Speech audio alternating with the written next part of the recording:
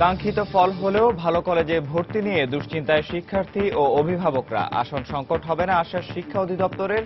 কলেজের মান বাড়ানোর তাগিদ শিক্ষাবিদদের। 9টি শিক্ষা বোর্ডের মধ্যে মাধ্যমিক পরীক্ষার ফলে এগিয়ে রাজশাহী শিক্ষা বোর্ড। বিপরীত চিত্র বরিশাল বোর্ডের। গণিতে শিক্ষকদের প্রশিক্ষণ ঘাটতিকে দুষলেন শিক্ষার্থীরা। যশোরের বেনাপোলে হোটেল মালিকের নির্যাতনে এক কিশোর কর্মচারীর মৃত্যুর অভিযোগ। মালিকের স্ত্রী ও ছেলে গ্রেফতার। রাজধানীতে ক্রিকেট খেলাকে কেন্দ্র করে কিশোর নিহত হওয়ার ঘটনায় এখনো আটক হয়নি কেউ। জিপিএ 5 পাওয়া সন্তানের মৃত্যুতে বাকরুদ্ধ বাবা মা। এবং প্লাস্টিক ও সিরামিক পণ্যের রফতানি বাজার ধরে রাখতে সরকারের সহযোগিতা চাইলেন ব্যবসায়ীরা। বিদ্যমান আমদানি শুল্ক বাজেটেও বহাল রাখার দাবি।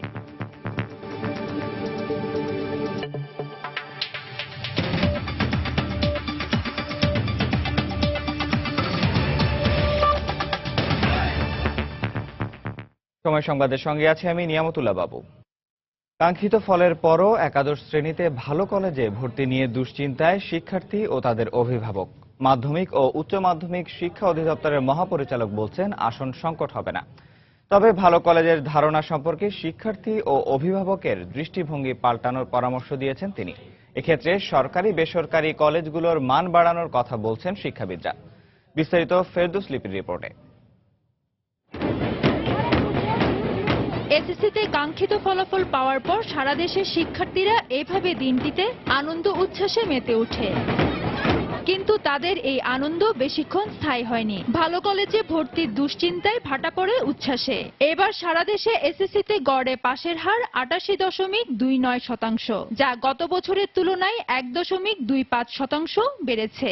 জিপিএ 5 পেয়েছে 1,09,761 জন। কিন্তু সে অনুযায়ী মানসম্পন্ন ভালো কলেজের সংখ্যা কম হওয়ায় ভর্তি নিয়ে চিন্তায় পড়েছেন শিক্ষার্থী ও অভিভাবকেরা। ভালো কলেজের চিন্তাই মাথার মধ্যে আছে, তারপর আসন সংখ্যা অনেক কম, এখন আমি পাই নাকি। ঢাকা শহরে ভালো কয়েকটা কলেজেই রয়েছে অল্প, তার জন্য এইটা টেনশন হচ্ছে। সিট কম, লিমিটেড, এত 10টা কলেজের মধ্যে আর মেয়েকে কোথায় দিব সেটাই টেনশন। কর্তৃপক্ষ যদি তাদের সিটগুলো অনেক বেশি বাড়ায় তাহলে আমার মনে হয় মেধাবী স্টুডেন্ট যারা আছে তারা খুব ভালোভাবে লেখাপড়া করতে পারবে। তবে মাধ্যমিক ও উচ্চশিক্ষা অধিদপ্তরের মহাপরিচালক বলছেন ভালো কলেজ নিয়ে অভিভাবকদের দৃষ্টিভঙ্গি বদলাতে হবে। মানসিকতার পরিবর্তন দরকার, যে শুধু ভিকারুননিসা, শুধু নটর ডেম, যে কলেজ ছাত্রকে যত্ন নিয়ে পড়াবে সেই কলেজই তার জন্য ভালো কলেজ। আসন সংখ্যা কোনো ক্রাইসিস হওয়ার কথা নয়। আমাদের যা শিক্ষা প্রতিষ্ঠান আছে তাতে যা পাশ করেছে তার আসন সংখ্যা যথেষ্ট পরিমাণে আছে। আর মানসম্পন্ন শিক্ষা প্রতিষ্ঠানের জন্য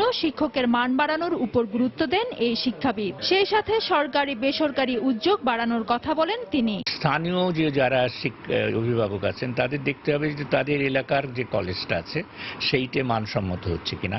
সরকারের দিক থেকে তদন্ত থাকতে হবে যে সেখানে মানসম্পন্ন শিক্ষা দেওয়া হচ্ছে কিনা। শিক্ষকের যে নিয়োগ দেওয়া হয় সেক্ষেত্রে যাতে যথার্থ নিয়োগ দেওয়া হয়। শিক্ষা মন্ত্রণালয়ের তথ্য অনুযায়ী সারা দেশে সরকারি বেসরকারি উচ্চ মাধ্যমিক কলেজের সংখ্যা ৩,৫৪৭টি, যেখানে প্রায় ১৬,১৪,০৮৫টি আসন রয়েছে। ফেরদৌস লিপি, সময় সংবাদ, ঢাকা। দর্শক, রাজধানীর বঙ্গবন্ধু আন্তর্জাতিক সম্মেলন কেন্দ্রে institution of diploma engineers Bangladesh IDB এর 21তম জাতীয় সম্মেলন ও 39তম কাউন্সিল অধিবেশনের উদ্বোধনী অনুষ্ঠানে প্রধান অতিথি হিসেবে বক্তব্য দিচ্ছেন প্রধানমন্ত্রী শেখ হাসিনা। আমরা সরাসরি চলে যাচ্ছি সেখানে। খাদ্য উৎপাদন বৃদ্ধি করে 16 কোটি মানুষের খাদ্য নিরাপত্তা নিশ্চিত করে আজকে বাংলাদেশ উদ্বৃত্ত খাদ্যের দেশে উন্নীত হতে পেরেছে। এটা সম্ভব হয়েছে কারণ সম্ভব হতে পারে, কারণ আমি সবসময় একটা কথাই বলি যে আমাদের দেশের আমাদের মানুষই হচ্ছে আমাদের সম্পদ। আর এই মানুষকে যদি সঠিকভাবে আমরা শিক্ষা দিতে পারি, ট্রেনিং দিতে পারি, গবেষণা করাতে পারি, তাহলে আমাদের দেশ অবশ্যই এগিয়ে যাবে। কাজে এই যে জনশক্তিকে আমরা জনসম্পদে পরিণত করি, কখনো আমরা এটাকে সমস্যা মনে করি না, অন্তত আমি করি না। কারণ বাবা মার যদি আমরা বলি যে 2টি সন্তান যথেষ্ট, একটি হলে ভালো হয়, কিন্তু কারো যদি 5টি সন্তান হয় বাবা মা কি সন্তানকে ফেলে দিতে পারে? কখনো পারে না, ফেলে দেয় না, বরং সকলকেই যেন মানে খাবার দাবার শিক্ষা দিয়ে মানুষ করতে পারে সেটাই চেষ্টা করি। তা আমাদেরও সেই মানসিকতা নিয়ে আমরা দেশ চালাই, যে দেশের প্রতিটি মানুষ তাদের সমস্ত ন্যায্য অধিকারগুলি, মৌলিক অধিকারগুলি আমাদের নিশ্চিত করতে হবে। কারণ জাতির পিতা স্বাধীনতার পর আমাদের যে সংবিধান দিয়েছেন সেখানেই কিন্তু তিনি এই মৌলিক চাহিদার কথা স্পষ্টভাবে বলে গেছেন। কাজে আমাদের এই মানুষগুলিকে আমরা জনসম্পদে রূপান্তর করব, এটাই আমাদের লক্ষ্য। আজকে বিশ্বের অনেক দেশ, উন্নত দেশ আমরা দেখি, তাদের কিন্তু দক্ষ মানুষ নাই কাজ করার, অর্থাৎ ইয়াং জেনারেশনের অভাব। সব ওল্ড এজ কান্ট্রি হয়ে গেছে, সব বৃদ্ধদের দেশ হয়ে গেছে। তারা আমরা লোক দেই, তাদের অর্থনীতিতে অবদান রাখি, এটা হলো বাস্তবতা। আমাদের দেশ ভবিষ্যতে ওইরকম একটা সংকটে পড়ুক, এটা আমরা কখনো চাই না। কাজে এই জন্য আমি জনসংখ্যাকে কখনো আমি একটা সংকট বলে মনে করি না, আমি মনে করি ওটা আমাদের অ্যাসেট, ওটা আমাদের সম্পদ। আমরা যে কারণে আপনারা জানেন যে আমরা যে শিক্ষা নীতিমালা দিয়েছি, এই শিক্ষা নীতিমালাতে কিন্তু আমরা কারিগরি শিক্ষাকে সবথেকে বেশি গুরুত্ব দিয়েছি এবং আমাদের প্রাথমিক পর্যায়টা আমরা ধীরে ধীরে অষ্টম শ্রেণী পর্যন্ত নিয়ে আসছি। কিন্তু একেবারে মানে শুরু থেকেই যেন অন্তত একটা বিষয় হলেও কিছু কারিগরি শিক্ষা হাতে কলমে আমাদের শিশুরা শিখতে পারে, সেই ব্যবস্থাটা আমরা কিন্তু আমাদের শিক্ষা কারিকুলামে ইতিমধ্যে গ্রহণ করেছি। আর যেহেতু ক্লাস 8 পর্যন্ত আমরা প্রাথমিক শিক্ষা দিচ্ছি, কাজে ক্লাস 8 থেকেই আমরা এখানে কারা কারিগরি শিক্ষার দিকে যাবে, কারা সাধারণ শিক্ষার দিকে যাবে, সেইভাবেই কিন্তু আমরা তাদেরকে শিক্ষা দেওয়ার ব্যবস্থা নিচ্ছি। যার ফলে আজকে আমাদের কিন্তু মানে আমাদের শিক্ষার মানও অনেক উন্নত হচ্ছে। যাক, আমরা ইতিমধ্যে দক্ষ মানব সম্পদ গড়ে তোলার জন্য প্রায় 1080টি বেসরকারি উচ্চ বিদ্যালয়ে এসএসসি ভোকেশনাল কোর্স আমরা প্রবর্তন করে দিয়েছি এবং সরকারি উদ্যোগে 3টি মহিলা পলিটেকনিক ইনস্টিটিউট সহ 49টি পলিটেকনিক ইনস্টিটিউট এবং বেসরকারি পর্যায়ে 4 শতাধিক পলিটেকনিক ইনস্টিটিউট স্থাপন করা হয়েছে। তাতে আপনাদেরও কর্মসংস্থানের ব্যবস্থা হচ্ছে। এসব ইনস্টিটিউটের মাধ্যমে 4 বছর মেয়াদী ডিপ্লোমা ইঞ্জিনিয়ারিং কোর্স পরিচালনা করে মধ্যম স্তরের দক্ষ প্রকৌশল তৈরি করার ব্যবস্থা আমরা গ্রহণ করেছি। সরকারি 51টি পলিটেকনিক ইনস্টিটিউটে দ্বিতীয় শিফট চালু করা হয়েছে। কারণ একটি কথা এখানে বলে রাখি, আমি 96 সালে এসে যেটা লক্ষ্য করলাম যে আমাদের এই কারিগরি শিক্ষা, বিজ্ঞান শিক্ষা, এদিকে আমাদের ছেলে মেয়েদের আগ্রহটা খুব কম ছিল। এরপরেই আপনারা জানেন যে আমি সিদ্ধান্ত নিলাম বিজ্ঞান প্রযুক্তি বিশ্ববিদ্যালয় করা, যাতে আমাদের ছাত্রছাত্রীরা তাদের একটা আকর্ষণ হয় এই ধরনের শিক্ষার। সেই পদক্ষেপটা আমরা নিয়েছি, তার শুভ ফল আমরা পাচ্ছি। ইতিমধ্যে আমরা মেয়েদের জন্য 4টি সহ মোট 25টি পলিটেকনিক ইনস্টিটিউট স্থাপন করার সিদ্ধান্ত গ্রহণ করেছি। প্রতি উপজেলায় একটি করে টেকনিক্যাল স্কুল স্থাপনের মাধ্যমে বৃত্তিমূলক শিক্ষা সম্প্রসারণের সিদ্ধান্ত গ্রহণ করা হয়েছে। আর মেয়ে শিক্ষার্থীদের জন্য শতভাগ বৃত্তি প্রদানেরও আমরা ব্যবস্থা নিয়েছি।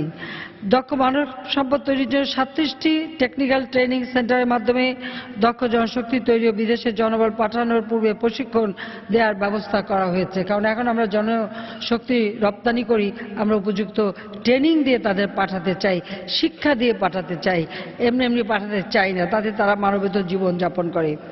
30টি টিটিসি স্থাপন করে জনবল নিয়োগ চালুর অপেক্ষায় রয়েছে। আরও 30টি আমরা টিটিসি প্রতিষ্ঠা করব।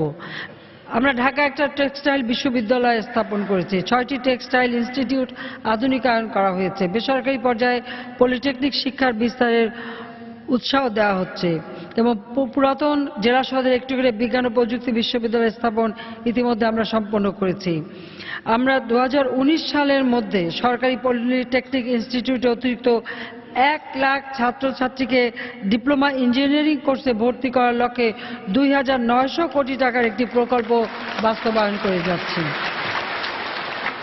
দেশের 64টি টেকনিক্যাল স্কুল ও কলেজে ডিপ্লোমা ইঞ্জিনিয়ারিং শিক্ষা কোর্স ছাত্র ভর্তির প্রক্রিয়া শুরু হয়েছে। তাছাড়া দেশে কারিগরি শিক্ষা বিস্তারের লক্ষ্যে দেশের সকল স্কুল এবং কলেজে কারিগরি শিক্ষা কোর্স প্রবর্তনেরও সরকারি উদ্যোগ নেওয়া হয়েছে। ডিপ্লোমা প্রকৌশলী ভাই বোনেরা, ইতিমধ্যে আপনাদের বেতন বৈষম্য নিরসন সহ কয়েকটি পেশাগত সমস্যার সমাধান ও পলিটেকনিক ইনস্টিটিউটে ছাত্র শিক্ষকদের সমস্যার সমাধানের লক্ষ্যে 2টি আন্তঃমন্ত্রণালয় কমিটি গঠন করা হয়েছে। কমিটি সরকারের কাছে সুপারিশও দিয়েছে। এটা আপনাদেরই দাবি ছিল, সেই দাবির পরিপ্রেক্ষিতে আমি করেছিলাম। আন্তঃমন্ত্রণালয় কমিটির সুপারিশ বাস্তবায়নের জন্য ইতিমধ্যে প্রধানমন্ত্রীর কার্যালয় থেকে সংশ্লিষ্ট মন্ত্রণালয়কে নির্দেশনাও প্রদান করা হয়েছে। কাজে আশা করি আপনাদের দুঃখ অচিরেই ঘুচবে।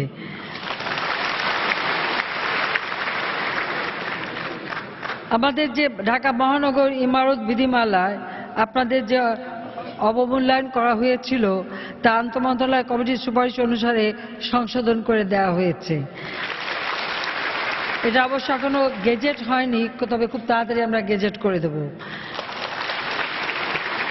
আর বেতন বৈষম্য নিরসনের জন্য বিশেষ করে অন্যান্য কারিগরি পেশাজীবীদের ন্যায় চাকরির প্রাথমিক নিযুক্তিতে আপনাদের একটি স্পেশাল ইনক্রিমেন্ট প্রদান সহ প্ল্যানিং ডিজাইনে কর্মরতদের জন্য স্পেশাল ইনক্রিমেন্ট প্রদানের জন্য অর্থ মন্ত্রণালয়কে ইতিমধ্যে ব্যবস্থা নিতে বলা হয়েছে। আমি আশা করছি অর্থ মন্ত্রণালয় খুব তাড়াতাড়ি এর নির্দেশনা দেবেন। আর বেতনের ব্যাপারে আমি বলবো যে বেতন নিয়ে তো এখন দাবি করার কিছু নাই। কোনো দাবি ছাড়াই যে পরিমাণ বেতন আমরা বৃদ্ধি করেছি, পৃথিবীর কোনো দেশ এইভাবে শতভাগ বেতন বৃদ্ধি করতে পারে নাই। পলিটেকনিক শিক্ষার যে অনেক সমস্যা সেগুলি সমাধান করা হয়েছে এবং পলিটেকনিক শিক্ষকদের মর্যাদা বৃদ্ধির জন্য পদের নাম পরিবর্তন করে লেকচারার ও প্রফেসর করার প্রক্রিয়াও চলছে।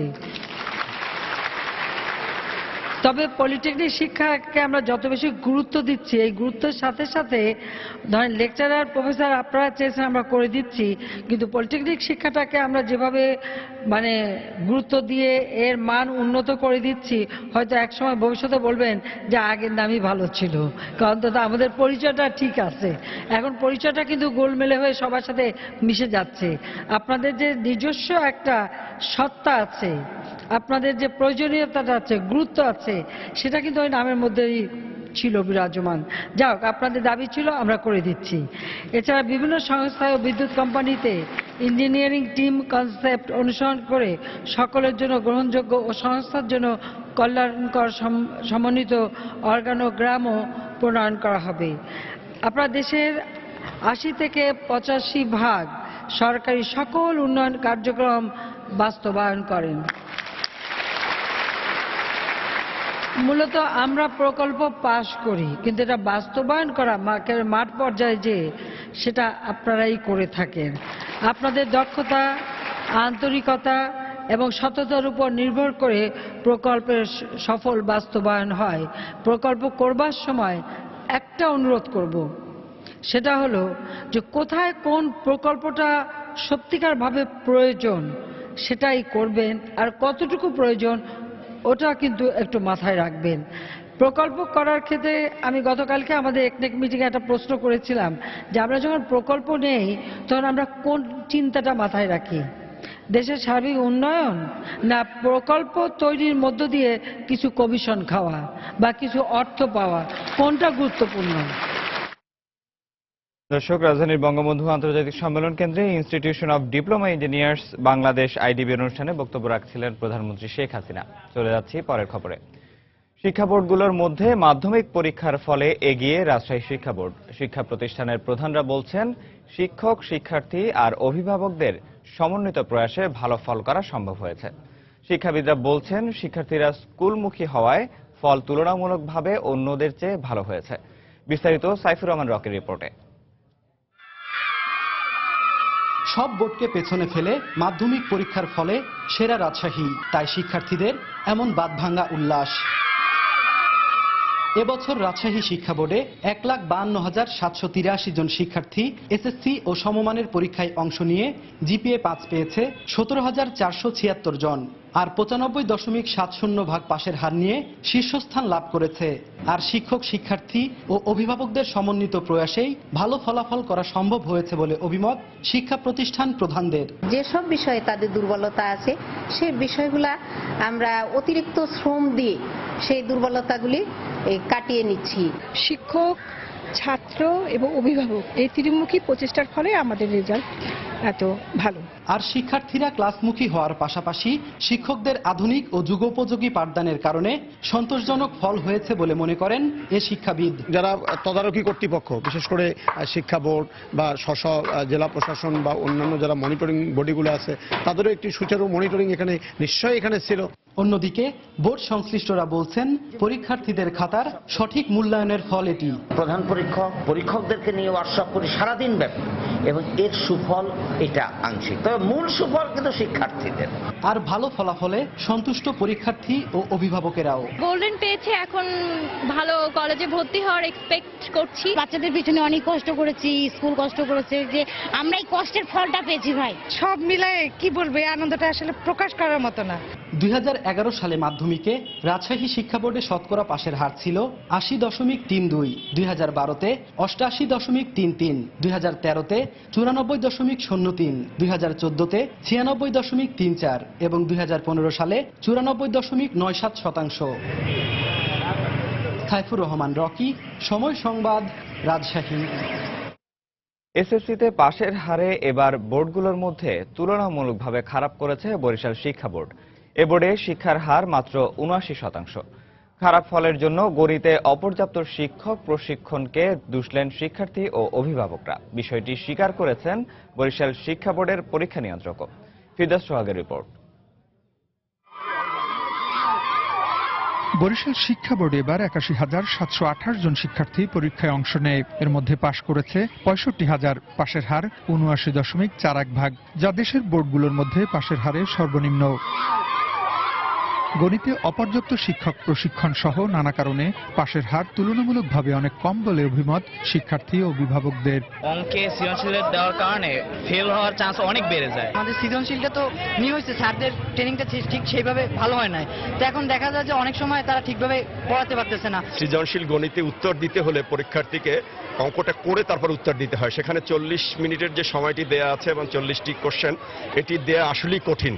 গণিতের প্রশ্নকর্তাদেরও এক্ষেত্রে খেয়াল রাখতে হবে বলে মনে করেন এই শিক্ষক।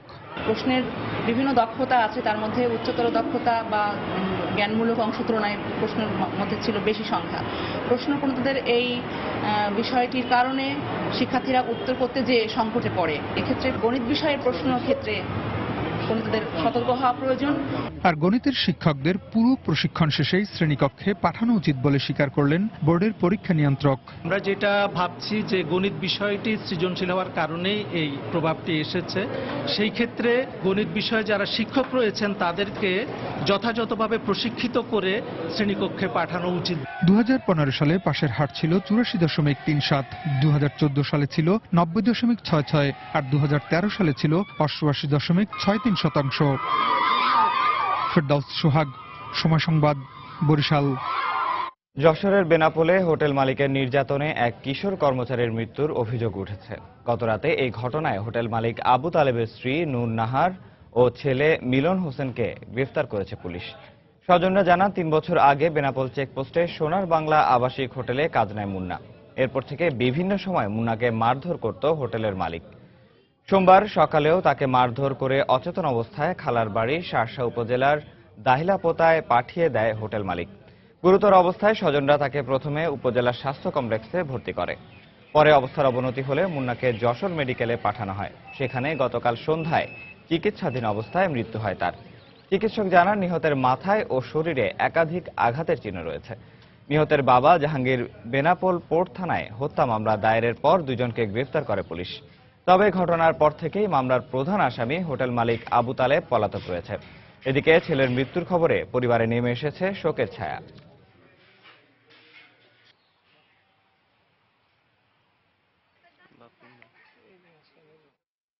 হেড ইনজুরি ছিল, আমরা এখানে তো হেড ইনজুরি ম্যানেজমেন্ট করার মতো ব্যবস্থা নাই। আমরা রোগীটাকে ঢাকাতে যাওয়ার জন্য পরামর্শ দিয়েছিলাম এবং সেভাবে তার কাগজপত্র দেওয়া হয়েছিল, তা রোগীরা নিতে পারেনি। রুগী সন্ধ্যায় খারাপ হয়ে যায়, 6:30টার দিকে মারা যায়। ভিকটিমকে তারা নির্যাতন করে মেরে ফেলছে এবং মালিক পক্ষ থেকে একটা ভিন্ন বক্তব্য পাওয়া যাচ্ছে। তো বক্তব্যের ভিন্নতা থাকার দরুন আমাদের সন্দেহ হচ্ছে, আমরা এই ঘটনায় একটি মামলা দায়ের হয়েছে। তো আমরা দুজন আসামিকে গ্রেপ্তার করেছি। মেডিকেল রিপোর্ট পাওয়ার পরে এবং বিস্তারিত তদন্তের পরে বোঝা যাবে যে আসলে প্রকৃত ঘটনা কি। সময় সংবাদে আরো থাকছে, কক্সবাজারে বিলাসবহুল হোটেলগুলোর সৌন্দর্য ম্লান করছে অবৈধ ঝুপড়ি। ছিনতাইকারীদের অবস্থানের পাশাপাশি চলছে মাদক ব্যবসা, ব্যবস্থা নেওয়ার আশ্বাস প্রশাসনের। এবং রিকুইজিশন আতঙ্কে বগুড়ার বেসরকারি মোটরগাড়ি মালিক ও চালকরা। 3 মাসে নেওয়া হয়েছে 2 থেকে 3 বার। জেলা প্রশাসনের প্রয়োজনে গাড়ি নিতে হয় বলছে পুলিশ।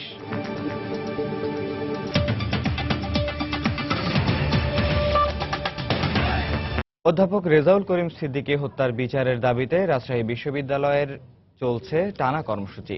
এর অংশ হিসেবে আজও বিভিন্ন কর্মসূচি পালন করে বিশ্ববিদ্যালয় শিক্ষক সমিতি। সকাল 10টায় সিনেট ভবনের সামনে মানববন্ধন হয়। এতে বিশ্ববিদ্যালয়ের বিভিন্ন বিভাগের শিক্ষক শিক্ষার্থী সহ কর্মকর্তা কর্মচারী পরিষদও অংশ নেয়। এছাড়া বিশ্ববিদ্যালয়ের বিভিন্ন সাংস্কৃতিক সংগঠনগুলো এই কর্মসূচির সঙ্গে একাত্মতা প্রকাশ করেন। বক্তারা বলেন, বিশ্ববিদ্যালয়ের শিক্ষকদের উপর হামলা বুদ্ধিবৃত্তিক চর্চাকে ধ্বংস করার একটি কৌশল। এসব ঘটনার সঙ্গে জড়িতদের প্রচলিত আইনে সর্বোচ্চ শাস্তির দাবি জানান তারা। মানববন্ধন শেষে মনোমিছিল করেন শিক্ষার্থী ও শিক্ষকরা। মিছিলটি বিশ্ববিদ্যালয়ের মুকুল মঞ্চে গিয়ে শেষ হয়।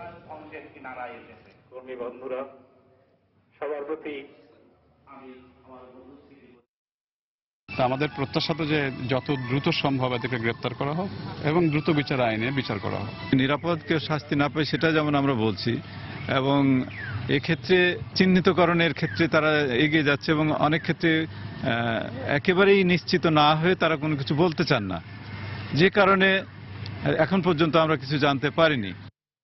রাজধানীর খিলগাঁও ও কমলাপুর এলাকা থেকে ঢাকা জেলা জেএমবির আমির সহ 4 জনকে আটক করেছে বলে দাবি র্যাবের। এ বিষয়ে র্যাবের সদর দপ্তরে ব্রিফ করছেন র্যাবের আইন ও গণমাধ্যম শাখার পরিচালক মুফতি মাহমুদ খান। আমরা সরাসরি চলে যাচ্ছি সেখানে।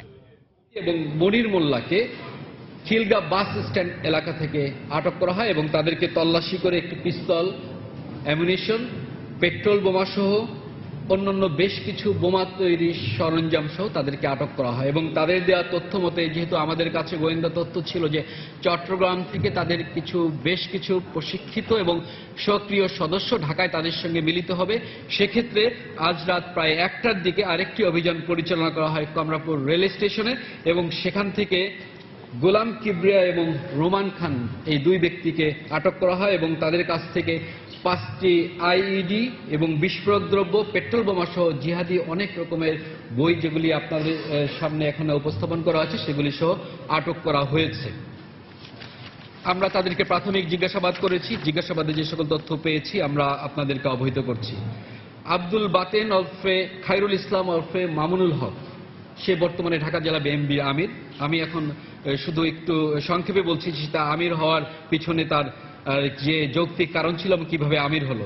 আপনারা নিশ্চয়ই জানেন যে 2 অক্টোবর 2014 সালে ভারতের বর্ধমানে কিন্তু বোমার বিস্ফোরণ ঘটানো হয়েছিল এবং এই বোমা বিস্ফোরণের পরবর্তীতে কিন্তু উভয় দেশের মধ্যে বেশ কিছু গোয়েন্দা কর্মকর্তারা কিন্তু এই ব্যাপারে বেশ কিছু কাজ করেছেন এবং পরবর্তীতে 2 জন ব্যক্তির নাম কিন্তু পত্রপত্রিকা সহ সকল গণমাধ্যমে কিন্তু প্রকাশিত হয়েছিল।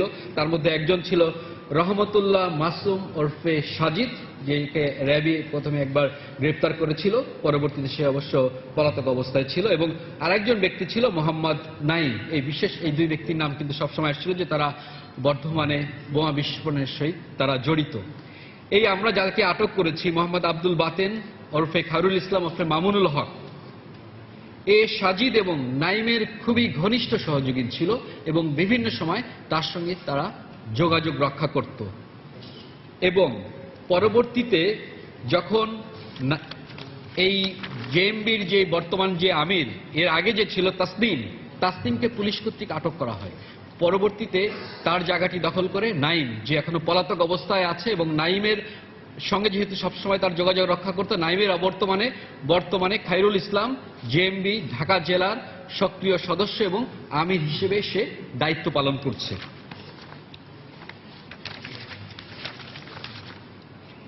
এখানে একজন আছে আমরা যাকে আটক করেছি, গোলাম কিবরিয়া। সে এসআর একজন সদস্য। 2007 সাল থেকেই জেএমবির সঙ্গে সক্রিয়ভাবে সে সংযুক্ত আছে এবং বিভিন্ন সময়ে সে সদস্যপদ সংগ্রহ সহ আর্থিক অর্থ বিভিন্ন জায়গা থেকে আদায় করত এবং যে সকল ঢাকা জেলার জেএমবি আমির সহ অন্যান্য জায়গায় যে সকল আঞ্চলিক কমান্ডার যারা আছে তাদের সঙ্গে যোগাযোগ রক্ষা করত এবং সক্রিয়ভাবে যে সকল নির্দেশনা পেত সেগুলি লোয়ার লেভেল পর্যন্ত সে এগুলিকে পরিচালিত করত। দর্শক, জেএমবি সদস্য আটকের ব্যাপারে র্যাব সদর দপ্তরে ব্রিফিং করছিলেন আইন ও গণমাধ্যম শাখার পরিচালক মুফতি মাহমুদ খান। চলে যাচ্ছি পরের সংবাদে। বঙ্গবন্ধু শেখ মুজিব মেডিকেল বিশ্ববিদ্যালয়ে উদযাপন হলো বিশ্ব নার্স দিবস। সকালে এই উপলক্ষে বিশ্ববিদ্যালয়ের বটতলা চত্বর থেকে র্যালি বের হয়। র্যালিটি শাহবাগ ও ঢাকা বিশ্ববিদ্যালয়ের টিএসসি হয়ে পুনরায় বটতলা চত্বরে এসে শেষ হয়। এর আগে বেলুন উড়িয়ে বিশ্ব নার্স দিবসের উদ্বোধন করেন বঙ্গবন্ধু শেখ মুজিব মেডিকেল বিশ্ববিদ্যালয়ের উপাচার্য অধ্যাপক ডাক্তার কামরুল হাসান খান। এছাড়াও বিশ্ববিদ্যালয়ের বিভিন্ন বিভাগের প্রধান, হাসপাতালের নার্স ও কর্মচারীরা র্যালিতে অংশ নেন।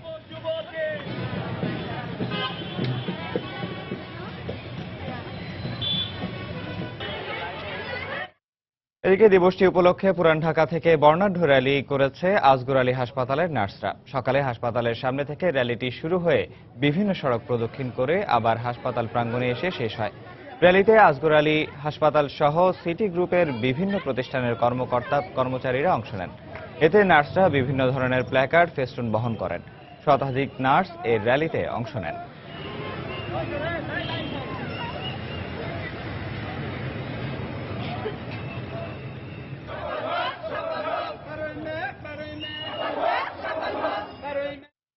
সময় সংবাদে আরো থাকছে।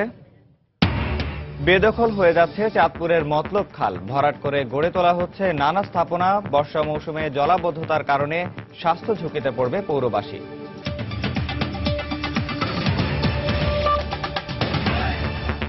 যথেষ্ট সম্ভাবনা থাকার পরও রাজনৈতিক অস্থিরতা, বিদেশি হত্যাকাণ্ড, অপ্রতুল অবকাঠামো ও গ্যাস বিদ্যুৎ সমস্যার কারণে বাংলাদেশে কোনো বিদেশি বিনিয়োগ হচ্ছে না বলে মন্তব্য করেছেন ইউরোপীয় ইউনিয়নের রাষ্ট্রদূত পিয়েরে মায়াদ্দান। সকালে বাণিজ্য মন্ত্রণালয়ে first EU Bangladesh business climate ডায়ালগে এমন মন্তব্য করেন তিনি। তবে তার মন্তব্যের বিরোধিতা করে বাণিজ্যমন্ত্রী তোফায়েল আহমেদ বলেছেন, দেশে এখন বিনিয়োগের সর্বোচ্চ পরিবেশ বিরাজ করছে। বাংলাদেশের বাণিজ্য সম্ভাবনা অনেক, তবে রাজনৈতিক অস্থিরতা, বিদেশি হত্যাকাণ্ড, অপ্রতুল অবকাঠামো ও গ্যাস বিদ্যুৎ সমস্যার কারণে বিনিয়োগ বাধাগ্রস্ত হচ্ছে। বাংলাদেশের বাণিজ্য সম্ভাবনায় ইইউর সাথে আলোচনার মাধ্যমে ইতিবাচক ভূমিকা রাখবে বলে আশা করছি।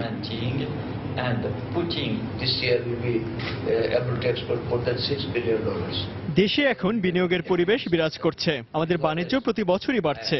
এবছরও রপ্তানি প্রবৃদ্ধি ভালো হয়েছে। আশা করছি লক্ষ্যমাত্রা ছাড়িয়ে যাবে। বাংলাদেশে বিনিয়োগ ও রপ্তানিতে ইইউ সবসময় সহায়তা করেছে, সেটা অব্যাহত থাকবে।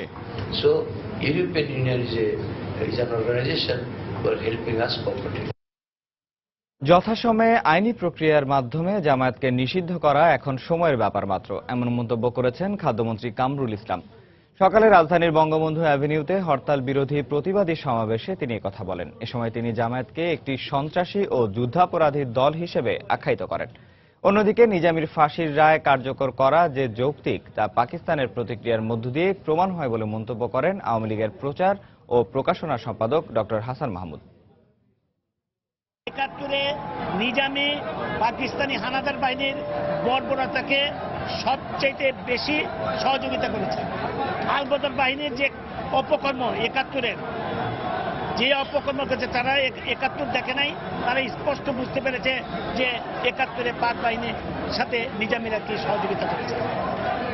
এখন যেই প্রশ্নটা দাঁড়িয়েছে জামাত নিষিদ্ধ করার প্রশ্ন, আমরা স্পষ্ট বলতে চাই, জামাত একটি সন্ত্রাসী দল, যুদ্ধাপরাধী দল এবং জামাতকে নিষিদ্ধ করার সময়ের ব্যাপার মাত্র, এবং যথাসময়ে আমরা জামাতকে নিষিদ্ধ করব। আইনি প্রক্রিয়ার মাধ্যমেই জামাত নিষিদ্ধ হবে। পাকিস্তানের যে প্রতিক্রিয়া, এই প্রতিক্রিয়ার মাধ্যমেই নিজামীর ফাঁসি এবং বিচারের যৌক্তিকতা প্রমাণিত হয়েছে। পাকিস্তান প্রতিক্রিয়া জানিয়েছে যে পাকিস্তান রাষ্ট্র রক্ষার জন্য নিজামী পাকিস্তানের পক্ষ অবলম্বন করেছিল। দেশের বাইরের খবর। আগামী মার্কিন প্রেসিডেন্ট নির্বাচনের মনোনয়ন প্রত্যাশী ডোনাল্ড ট্রাম্প অবশেষে তার ইসলাম বিরোধী নীতিতে কিছুটা পরিবর্তন এনেছেন। বুধবার ফক্স নিউজ রেডিওকে দেয়া এক সাক্ষাৎকারে তিনি বলেন, মুসলমানদের যুক্তরাষ্ট্রে প্রবেশে নিষেধাজ্ঞার বিষয়টি শুধু একটি প্রস্তাব ছিল। তিনি বলেন, গত বছর প্যারিসে ভয়াবহ হামলার পর তিনি এই ঘোষণা দিয়েছিলেন, কারণ তখন মুসলমানরা পশ্চিমা বিশ্বের নিরাপত্তার জন্য হুমকি হয়ে দাঁড়িয়েছিল। ট্রাম্প বলেন, যদি নিষেধাজ্ঞা আরোপ করাও হয় তবে তা হবে অস্থায়ী। গেল কয়েকদিন ধরেই লন্ডনের নতুন মেয়র সাদিক খান ডোনাল্ড ট্রাম্পের মুসলমান বিদ্বেষী নীতি পরিবর্তনের আহ্বান জানিয়ে আসছিলেন। গেল মঙ্গলবার ট্রাম্প সাদিকের আহ্বান প্রত্যাখ্যান করেন। তবে তিনি বলেন, মার্কিন প্রেসিডেন্ট নির্বাচিত হলে লন্ডনের মেয়র হিসেবে সাদিক যুক্তরাষ্ট্রে প্রবেশ করতে পারবেন। এর মাত্র একদিন পরেই নিজের অবস্থান পরিবর্তন করলেন এই রিপাবলিকান মনোনয়ন প্রত্যাশী।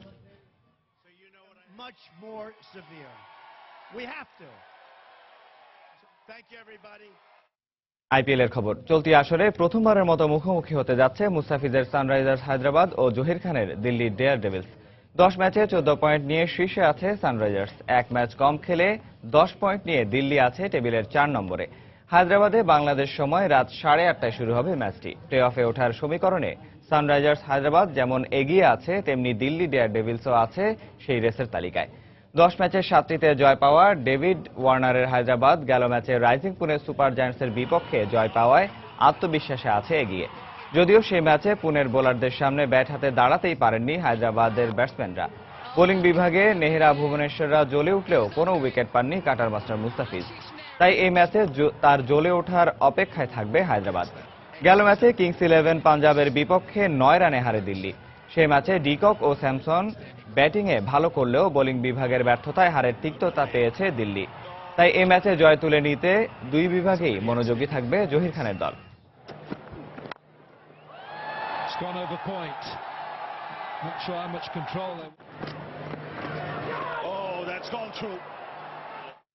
এ পর্যায়ে শীর্ষ সংবাদ জানিয়ে দিচ্ছি আরেকবার। কাঙ্ক্ষিত ফল হলেও ভালো কলেজে ভর্তি নিয়ে দুশ্চিন্তায় শিক্ষার্থী ও অভিভাবকরা। আসন সংকট হবে না আশ্বাস শিক্ষা অধিদপ্তরের। কলেজের মান বাড়ানোর তাগিদ শিক্ষাবিদদের। 9টি শিক্ষা বোর্ডের মধ্যে মাধ্যমিক পরীক্ষার ফলে এগিয়ে রাজশাহী শিক্ষা বোর্ড, বিপরীত চিত্র বরিশাল বোর্ডের। গণিতের শিক্ষকদের প্রশিক্ষণ ঘাটতিকে দুষলেন শিক্ষার্থীরা। পদ্মা সেতুর ঘটনায় সরকারকে দুর্নীতিবাজ বানানোর ষড়যন্ত্র করেও প্রমাণ দিতে পারেনি বিশ্বব্যাংক, বললেন প্রধানমন্ত্রী। যশোরে বেনাপোলে হোটেল মালিকের নির্যাতনে এক কিশোর কর্মচারীর মৃত্যুর অভিযোগ, মালিকের স্ত্রী ও ছেলে গ্রেফতার।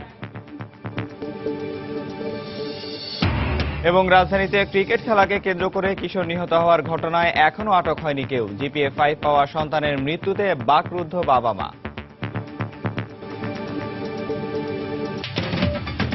দর্শক, এই ছিল এখনকার মতো। যে কোনো খবর পেতে ভিজিট করুন সময়নিউজ.tv। যে কোনো বাংলা লিংক, রবি ও সিটিসেল নাম্বার থেকে সময় সংবাদের খবর, অনুষ্ঠান সম্পর্কে জানতে এবং যে কোনো তথ্য সময় সংবাদকে জানাতে ডায়াল করুন 16242 নাম্বারে। এছাড়া এই মাত্র পাওয়া খবর আপনার মোবাইলে পেতে SMS করুন *SN লিখে পাঠিয়ে দিন 16242 নাম্বারে। সঙ্গে থাকুন সময়ের।